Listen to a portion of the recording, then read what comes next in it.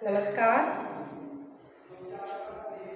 Class 10th विषय home science. आज मैं बताऊंगी आपके लिए मितव्ययिता।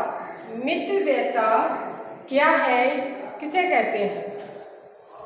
तो मितव्ययिता का अर्थ होता है फिजूल खर्चों से बचना, मतलब फिजूली खर्च ना करना। जहाँ हमारी आवश्यकता 10 रुपये से पूरी हो जाए, उस वस्तु को खरीदने के लिए हमें अनावश्यक धन व्यय नहीं करना चाहिए। यदि बालों को रोकने के लिए 5 रुपये का बैंड काफ़ी है, तो हम अपने बालों को रोकने के लिए ही उस पर अनावश्यक 150 रुपये की वस्तुएं ना खरीदें। तो मितव्ययिता का यही अर्थ होता है कि हम फिजूली खर्चे से बचें और आवश्यकता अनुसार ही वस्तुएं खरीदने और हमेशा अपनी आय के अनुसार ही खरीदारी करें। तो मितव्ययिता का वास्तविक अर्थ गृहिणी को अपव्यय से बचाना। आदर्श बजट के लिए मितव्ययिता आवश्यक है और कंजूसी नहीं, कंजूसी करना नहीं, कंजूसी बेकार है।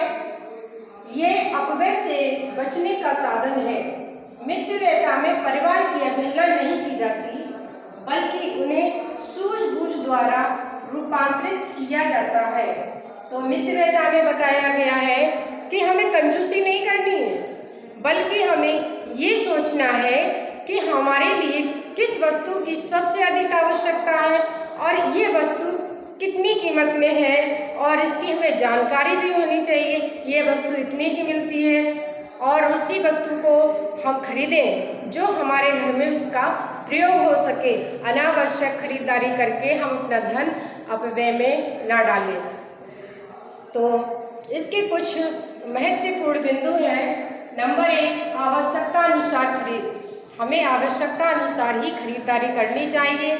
जिस वस्तु की हमें ज़रूरत हो उसी वस्तु को खरीदना चाहिए, ना कि हम फिजूल वस्तुओं को खरीदें और उसमें अपने धन का अपव्यय करें। दूसरा पॉइंट, नगद भुगतान करना।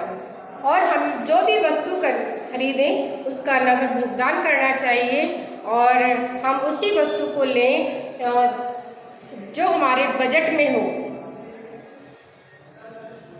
तीसरी हेडिंग है सही स्थान से खरीदारी। और हमें स्थान का भी ज्ञान होना बहुत ज़रूरी है कि किस जगह पर किस रेंज में वस्तु मिलती है, किस जगह पे हमें उचित मूल्य में मिलती है और सही मिलती है।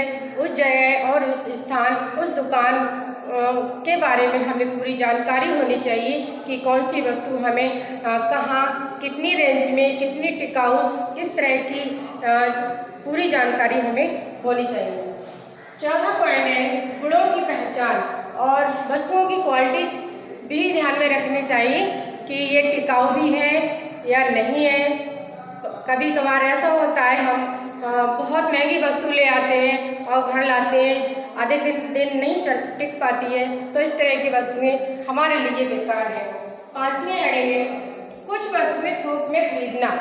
कुछ वस्तुओं को हमें थोक में खरीदना चाहिए क्योंकि हमारे घर में दैनिक प्रयोग के लिए बहुत सारी वस्तुओं यूज होती हैं, जैसे तेल, साबुन, सर्फ, इस तरह से बहुत सारी वस्तुएं हैं, ये हमारे डेली यूज में आती हैं। तो इस तरह की हमें थोक वस्तुएं ही घर में खरीद कर रख लेनी चाहिए, जिससे भी हम बार बार अनावश्यक धन व्यय ना करें। अगली हेडिंग है संरक्षण विधि का ज्ञान। और हमें उनकी देखभाल करने का भी ज्ञान होना चाहिए। किस वस्तु हमें किस तरह रखनी है, किस तरह हमें संभाल कर रखनी है, वह कितने दिन अधिक टिक सकती है। यदि हम उसे सुरक्षित रखेंगे, संरक्षण करके रखेंगे, खाद्यान्न की वस्तुएं भी हम संरक्षण करके रख सकते हैं और उसे अधिक दिनों तक चला सकते हैं। गृह कार्यों, अगली हेडिंग गृह कार्यों के लिए कम से कम नौकर रखना। घर में हमें अत्यधिक नौकर नहीं रखने चाहिए, उतने ही नौकर रखने चाहिए जितनी कि हमें आवश्यकता हो, और अधिकांश हमें समय मिले तो हम अपना घर का काम स्वयं करें, जिससे कि हमारे धन की बचत भी होगी और वह धन हमारे किसी भी समय काम आ सकता है।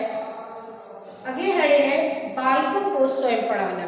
हम अपने बच्चों को ट्यूशन ना पढ़ाकर उन्हें स्वयं घर पर पढ़ा सकते हैं, जिससे भी हमारे धन की बचत हो सकती है। इसके अलावा भी बहुत सारे पॉइंट हैं।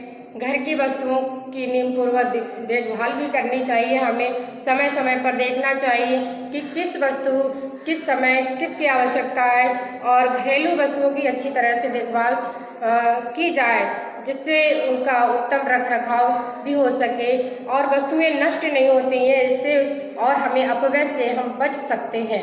इसके अलावा मितव्ययता के लिए पानी, ईंधन और बिजली का भी ध्यान रखना चाहिए, और पुरानी तथा व्यर्थ फेंकी जाने वाली चीज़ों को भी हमें उपयोग में लाना चाहिए।